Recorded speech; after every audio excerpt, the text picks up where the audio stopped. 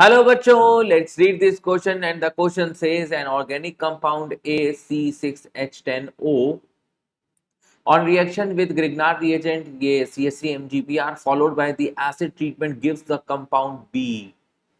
The compound B on ozonolysis give compound C, which in presence of a base gives 1-acetyl cyclopentane D. The compound B on a reaction with HBr gives compound E. Write the structures of A, B, C, E.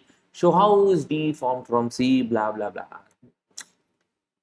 IIT जेक 2000 में 5 marks का question था ये. इसमें पूरा flow chart का जरूरत पड़ेगा आपको. तो ये ए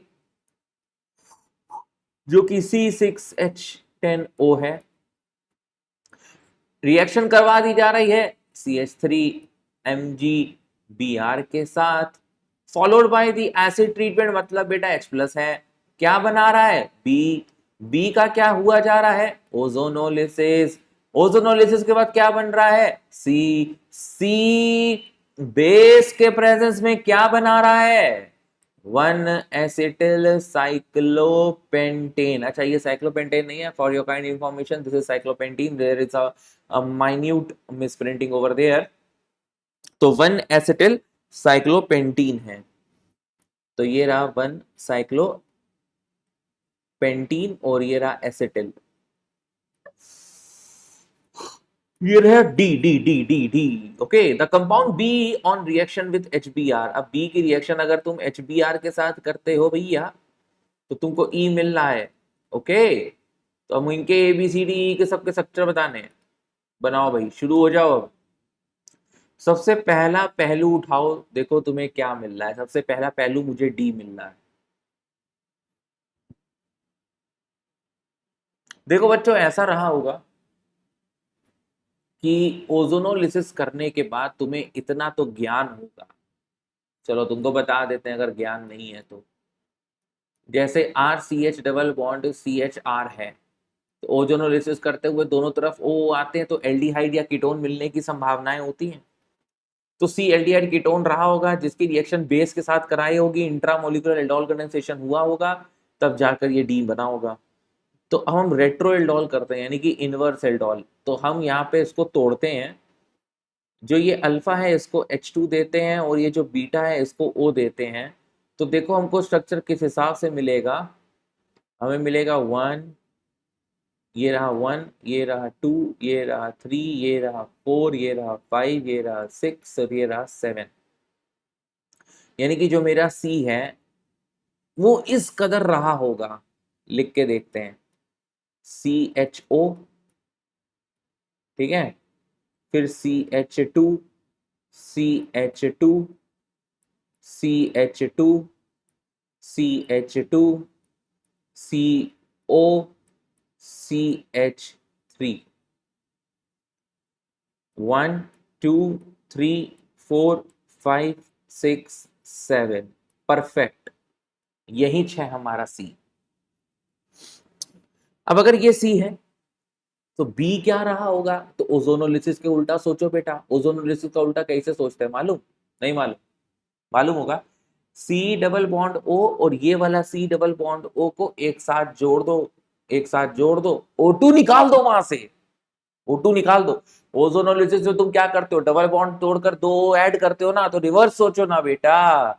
2 O हटा दो तो डबल बॉन्ड आ जाएगा CC के बीच में. तो देखो भाई, एक, ये 1, फिर 2, फिर 3, फिर 4, फिर 5, फिर 6 की रिंग भी बन रही है. तो ये 6 की रिंग बना दो, क्योंकि दूसरा और 7वां कार्बन आपस में जुड़ने वाला है. पहला वाला उसके ऊपर लटक रहा है और डबल बॉन्ड इन दोनों के बीच में आ रहा है. तो ये रहा तुम्हारा C. बोलो, बात समझ में आई? ये जो पहला वाला CH3 था ना, वो हमने ऊपर रख दिया, वो रिंग में पार्टिसिपेट नहीं कर रहा है. तो 6 की रिंग बनना लाजमी भी है, 7 की बहुत अनस्टेबल होती है. तो ये क्या बनाया हमने, ये हमने B बनाया है ना. C तो पहले ही बना चुके हैं हम. C मत समझ बैठना. अब इस B में अगर तुम HBr डालते हो तो क्या मिलेगा. तो मार्कोनिकॉफ एडिशन करा दो. एक बार देख लो क्वेश्चन में कहीं पे पेरोक्साइड तो नहीं है. नहीं है, नहीं है, नहीं है, नहीं है, नहीं है. मार्कोनिकॉफ एडिशन करा दो बेटा. गरीब को गरीब, अमीर को अमीर. यानी कि the negative part of the attacking reagent, that means the Br minus will go to that carbon atom which has lesser number of hydrogen atoms. तो ये दो कार्बन एटम्स में लेसर हाइड्रोजन कहाँ है, 1 2 3 4, लो बेटा, जो CH3 वाला ना, ये वाला नंबर 1 वाला, ये नंबर 2 है, नंबर 1 वाले के पास Br आ जाएगा। तो ई का स्ट्रक्चर बनाए हम, गौर से देखना है यार, गौर से, एकदम गौर से, एक होता है गौर से, एक होता है गौर से। तो ये रहा आपका Br, तो डबल बॉन्ड तो टूट गया, एडिशन हो गया ना, electrophilic addition reaction mechanism show करता है मार्कोनी का प्रिंसिपल। तो ई का स्ट्रक्चर मैंने आपके सामने बना दिया, इट्स 1 ब्रोमो 1 मिथाइल साइक्लोहेक्सेन। अब ये सोच कर देखो कि ग्रिग्नार्ड रिएजेंट में तुमने H+ डाला था तो तुमको ये मिल रहा था, तो ए क्या रहा होगा, कितनी बड़ी बात, मुद्दे वाली बात है। तो तुम ऐसा करो पहले कि ये सोच के देखो कि तुम्हें एक कंसेप्ट पढ़ाया जाता है कि 3 डिग्री एल्कोहल कीटोन से मिलता है जब हम ग्रिग्नार्ड रिएजेंट के साथ रिएक्शन कराते हैं। कीटोन जब ग्रिग्नार्ड रिएजेंट के साथ रिएक्ट करता है तो तुम्हें 3 डिग्री एल्कोहल देता है। फॉर्मेल्डिहाइड अगर ग्रिग्नार्ड रिएजेंट के साथ रिएक्ट करता है तो बताओ 1 डिग्री एल्कोहल मिलता है।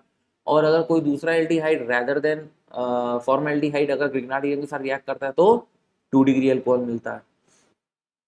तो ये C6H10O का स्ट्रक्चर क्या रहा होगा, 6 कार्बन एटम की रिंग रही होगी और ये एक O रहा होगा। फिर जब रिएक्शन CH3MgBr के साथ कराई गई होगी तो न्यूक्लियोफिलिक एडिशन रिएक्शन हुआ। तो न्यूक्लियोफिलिक एडिशन रिएक्शन के तहत क्या हुआ, this is partial positive, this is partial negative, this is partial positive, this is partial negative. ये CH3 ने इस पे अटैक मारा, ये डबल बॉन्ड कूद कर इसके पास गया। तो कहानी कुछ इस तरह इस कदर दिख रही होगी बच्चों, O के पास MgBr आ गया होगा, है ना, और यहाँ पर एक CH3 लटक गया होगा। अब MgBr का हाइड्रोलिसिस हुआ होगा, देखो ना H+ दिया है, तो यहाँ पर क्या आ गया होगा, H, तो ये MgBr हट के, समझ रहे। तो ये जो B है, बी का स्ट्रक्चर क्या दिख रहा है, हेलो भैया, देख रहे हो कि नहीं है, साइक्लोहेक्सेन के ऊपर एक OH है और उसी कार्बन पे एक मिथाइल है।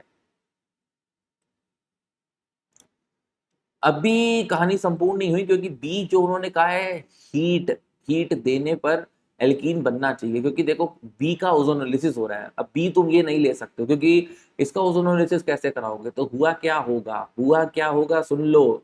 ये क्वेश्चन के अंदर की बात है जो तुमको इतनी आसानी से दिखाई दे नहीं रही है कि यहाँ से OH और यहाँ से H निकल रहा है, निकाल दो बेटा, उखाड़ के फेंक दो इसको, पानी निकल रहा है और यहाँ पर बन रहा है डबल बॉन्ड। तो देखो तुम्हें ये जो बी स्ट्रक्चर मैंने तुमको दिखाया था वो यही है। कहानी सिंपल है, बी तुम OH के रूप में नहीं छोड़ सकते हो, क्यों, बी का ओजोनोलिसिस हो रहा है यानी कि एल्कीन है वो। तो हाइड्रोलिसिस करने से H तो आया लेकिन साथ में पानी भी निकल गया। क्लियर, बात समझ में आई। तो हम लोगों को जिस तरह से right the structure of ABCDE सब दिखा दिया, डी से सी कैसे फॉर्म हुआ, तो डी से सी कैसे फॉर्म हुआ, how D is form from C, ये भी दिखा दिया है, दिखाया कि नहीं दिखाया, how D is form from C, नहीं चलो ये भी दिखा देते हैं। तो ये इंट्रामोलिकुलर एल्डोल कंडेंसेशन हो रहा है। इंट्रामोलिकुलर एल्डोल कंडेंसेशन में क्या होता है कि ये अल्फा कार्बन का जो ये अल्फा हाइड्रोजन है, एक तो ये दिया हुआ है और एक ये भी अल्फा कार्बन का अल्फा हाइड्रोजन एक ये दिया हुआ है, ये वाला नहीं लेंगे, बी वाला नहीं लेंगे, क्योंकि अगर तुमने बी लिया तो 7 मेंबर रिंग बनेगी जो कि अनस्टेबल है। तो हम पांच वाली रिंग बना लेंगे, यानी कि ये वाला अल्फा कार्बन से H+ निकल जाएगा, यहाँ पर नेगेटिव साइन आएगा और ये नेगेटिव साइन अटैक करेगा इस कार्बोनिल ग्रुप पे और हमें 5 मेंबर रिंग बनेगी। तो इंट्रा मॉलिक्यूलर एल्डोल कंडेंसेशन होगा, क्या होगा, इंट्रा मॉलिक्यूलर एल्डोल कंडेंसेशन, मतलब लास्ट में पानी निकालना हो। तो पूरी चीजें समझा दी गई हैं। I hope you understood this question very well, best of luck.